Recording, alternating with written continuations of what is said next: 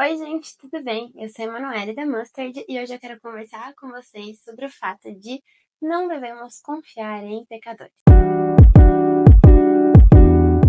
Eu costumava dizer que a confiança ela era mais fundamental para qualquer tipo de relacionamento do que o próprio amor. Eu dizia, se a confiança acabar, o amor não vai conseguir sustentar um relacionamento. Embora essa frase pareça fazer muito sentido, não é o que Jesus nos ensinou. Se a gente for lá para a Bíblia, em Mateus 29, 26, na verdade, 46 ao 50, a Bíblia nos conta o seguinte: dirigindo-se imediatamente a Jesus, Judas disse: Saudações, Rabi, e o beijou. Jesus, porém, lhe perguntou: Amigo, o que faz aqui? Então os homens se aproximaram, agarraram Jesus e o prenderam. Conforme sabemos, Jesus é Deus, então ele sempre soube de todas as coisas. Como pôde então Jesus chamar um traidor de amigo? Será que Jesus foi irônico? Eu não acredito nisso. A vida cristã, na vida cristã, né, o amor ele é a base que fundamenta todas as nossas ações e as nossas escolhas. E nessa passagem, Jesus ensina exatamente isso. Em toda a Escritura, Deus nos incentiva a amar os nossos inimigos, mesmo que a gente não goste deles, ou que a gente saiba que ele está nos traindo, falando mal da gente pelas costas, enfim, a gente deve amar. Isso é um fundamento da fé cristã. Outra coisa importante nessa passagem, que a gente precisa lembrar, né, é que Jesus, ele não fundamenta a sua identidade nessas amizades.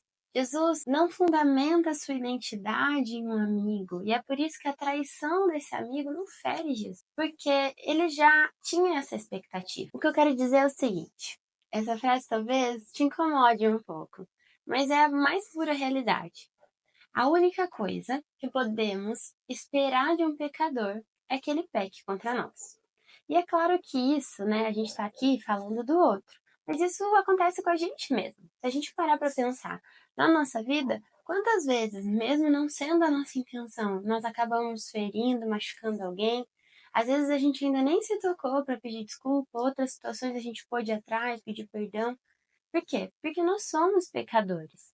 E a única expectativa sobre a vida de um pecador é que ele peque, não é verdade? Talvez você esteja pensando assim, mas então é melhor eu não me relacionar com ninguém? Já que, né, a pessoa vai pecar sempre contra mim, é melhor eu ser uma pessoa que não conversa com ninguém? Bem, Jesus também nos orienta com relação a isso. Ele nos adverte lá em Mateus 10, 16, dizendo o seguinte: Sejam prudentes como as serpentes e inocentes como as pombas. E ele também diz, lá em Mateus 18, 21 e 22. Então Pedro aproximou-se de Jesus e perguntou: Senhor, quantas vezes deverei perdoar o meu irmão quando ele pecar contra mim? 7 vezes? Jesus respondeu: Eu digo a vocês, não até 7, mas 70 vezes 7. Embora apenas o nosso Senhor seja digno de confiança, nos ausentarmos do convívio com outras pessoas é como se a gente se colocasse como superior ao nosso próprio Salvador. Porque não foi isso que Jesus fez. Ele chamou aquele que ele sabia que o trairia de amigo, para ser um de seus discípulos. E não foi só Judas que traiu Jesus, Pedro também traiu. Pedro não ele não negou Jesus 3 vezes, isso também foi uma traição, porque ele sabia quem Jesus era. O correto não é que a gente se afaste dessas pessoas, mas que a gente olhe para essas situações mais delicadas na nossa vida, que sim, gente, não adianta, a gente pode se ferir, ficar chateado, mas que a gente possa olhar para essas situações como uma oportunidade de agir como Jesus agiria e de poder testemunhar desse amor de Deus. Porque qual é o sentido de alguém que foi deliberadamente perdoado pelo Senhor na cruz e que é abundantemente amado pelo Senhor na cruz, né, como eu e você? Qual é o sentido da gente não expressar esse amor sobre a vida de outras pessoas? Se nós somos perdoados, se nós somos amados, por que a gente não vai derramar isso sobre a vida de outras pessoas? Nós somos chamados a perdoar. Isso não faz a gente bobo. Jesus deu o dom da sabedoria. Isso faz com que a gente seja sábio.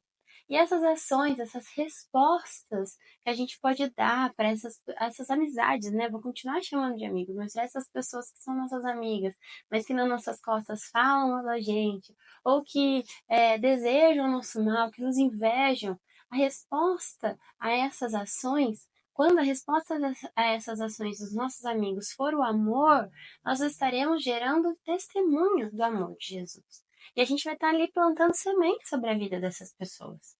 O que eu quero dizer com tudo isso, e o que o Espírito Santo falou muito ao meu coração, é que o afastamento dessas pessoas, o afastamento de qualquer tipo de amizade, porque está com medo de ser ferido, não é a solução para nada. A solução para tudo nas nossas vidas é o amor genuíno que o Senhor colocou em nossos corações.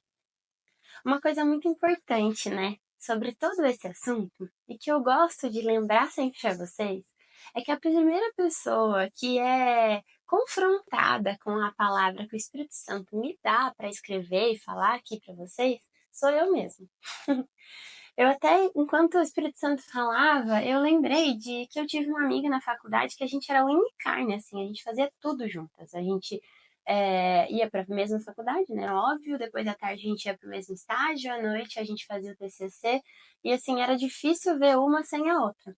Quando a faculdade acabou, assim, abruptamente, ela se afastou de mim. Eu sofri muito, chorei várias vezes, acho que mais de ano que eu tocava nesse assunto e aquilo realmente era algo que me magoou. Mas quem tá errada de verdade nessa situação? Eu. Por quê? Porque eu depositei confiança na vida de alguém que, com certeza, querendo ou não querendo, pecaria contra mim. O único que é digno da nossa confiança, o único que nunca nos trairá, o único que nunca nos abandonará e que sempre vai, assim, surpreender as nossas expectativas é o nosso Senhor Jesus, porque Ele é perfeito, Ele é o dono de todas as coisas, Ele é o dono da sabedoria e do conhecimento, e Ele não vai nos ferir, Ele não vai nos abandonar. Então, o versículo que se destaca para mim, né, que o Senhor lembrou no meu coração foi lá em Salmos 20, capítulo 20, versículo 7. Alguns confiam em carros de guerra, outros confiam em cavalos. Nós, porém, confiamos no nome do Senhor, o nosso Deus. Por isso, gente, o resumo de tudo isso que a gente acabou de conversar é: façam muitos amigos. Façam amigos, conversem com todo mundo, mas não crie expectativas irreais sobre as pessoas. Não deposite confiança em quem não é digno. E nessa frase, nem eu sou digna, e nem você é digno de confiança. Só o Senhor é digno. Que a gente tenha sabedoria para lidar com esses relacionamentos, que a gente possa ser astuto quanto a semente, mas também quanto a serpente, e ser também manso como as pombas. Que a gente ame as pessoas, mas que a gente também não deposite sobre elas a nossa identidade, que a gente não deposite sobre elas aquilo que não faz sentido ser depositado. E a minha oração é para que o Senhor use a sua vida, a sua resposta a essas traições, né, esses pecados que podem cometer contra você, para ser um testemunho na vida dessas pessoas, para que elas possam conhecer desse amor gracioso de Jesus através da sua vida. Eu não estou falando para você que isso é fácil, mas se o Senhor nos conduziu, se o Senhor colocou esse exemplo para nós, é porque o Espírito Santo vai nos capacitar e nos fortalecer se a gente buscar para ser mais parecido com Ele todos os dias. Eu quero que você e eu, que a gente seja cópias autênticas do nosso Senhor. Que Deus abençoe a sua vida e não esquece de se inscrever aqui no canal, curtir, comentar e mais do que isso, mandar para aquela sua amiga que está chateada por causa de uma grande traição.